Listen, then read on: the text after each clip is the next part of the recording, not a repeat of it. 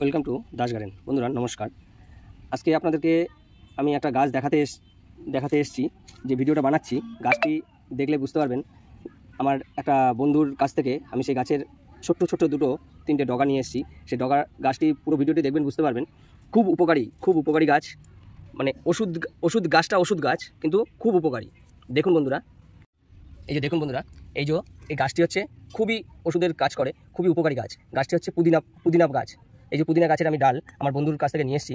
আমার কালকে রাত্রে এসে এই দাবদাহের মধ্যে বলেও এর জন্য ভিজা কাপড়ের মধ্যে রেখেও তারপরে আবার ভিজা কাপড় দিয়ে বের করে আবার এটাকে আমি করে মানে গ্লাসে জল রেখে সারা রাত রেখে দিয়েছিলাম শিশিরে। এখন তো শিশির নেই, তাও বাইরে রাখলে গাছটা শুকায় না। এই যে মাটি তৈরি করে নিয়েছি, মাটি আমার তৈরি আছে। এবার এতে গাছটিকে ডালগুলো ঠিক মতো কাটিং করে আমি এটাকে বসাবো। এই যে বন্ধুরা, এর ডগাগুলো আছে, ডগাগুলো আমাকে কেটে নিতে হবে। কেটে নিয়ে ডগাগুলো মানে কি গোড়াগুলো, এই ডগা না, এর গোড়াগুলো যেগুলো ধরে নেন আপনার পচা ভাব রয়েছে, পচে রয়েছে, সেইগুলোকে কেটে বাদ দিয়ে আমি ফ্রেশ ডালগুলোকে এতে বসালে আমার প্রত্যেকটা ডগা আমার বেঁচে যাবে। আপনাদেরকে আমি মানে পুরো অত সব ডাল করে দেখাতে পারবো না, তাহলে ভিডিও অনেক বড় হয়ে যাবে। তাই আমি এটা দেখাচ্ছি। এই মাটিটাকে, এই যে দেখতে পাচ্ছেন টবের মাটিটাকে একদম স্মুথ, একদম আলতো করে নিতে হবে, কোনো রকম যেন শক্ত ভাব না থাকে মাটির মধ্যে। আর মাটি কীভাবে তৈরি করতে হয়, কী বৃত্তান্ত, সেটা আমার আগের ভিডিওতেও দেওয়া আছে।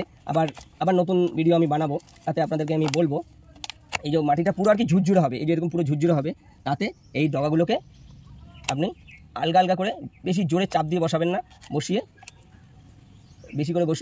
একটু ঘন করে বসিয়ে দেবেন। বসিয়ে দিয়ে এতে আপনি এই যে দেখতে পাচ্ছেন, আমি এটা কাটা হয়নি বলে এটা ডগাটাও কেটে নিলাম। এই গোড়াটা যেটা যেটা জায়গাটা নষ্ট হয়ে যাচ্ছে, সেই জায়গাটাকে কেটে নিলাম। কেটে নিয়ে আমি পুরো ঘন করে বসিয়ে দেবো। এটা হচ্ছে গাছটার চারাটা বানাবার জন্য। এই যে বসিয়ে দিলাম, বসিয়ে এবার এতে পুরো বেশি করে জল দিয়ে দেবো, একদম পুরো চপচপে করে জল দিয়ে দেবো। আমি এই পুরো চপচপে করে জল দিয়ে, এই যে পুরো দেখতে পাচ্ছেন, পুরো চপচপে করে জল দিয়ে তারপরে এটা ছায়া জায়গায়, যেখানে নাকি রোদ যেন না পড়ে, এখানে মোটামুটি 5 থেকে 6 দিন কোনো রোদ পড়বে না এই জায়গাটাতে, এই গাছের উপরে। তাহলে সেইরকম জায়গায় রেখে দেবো।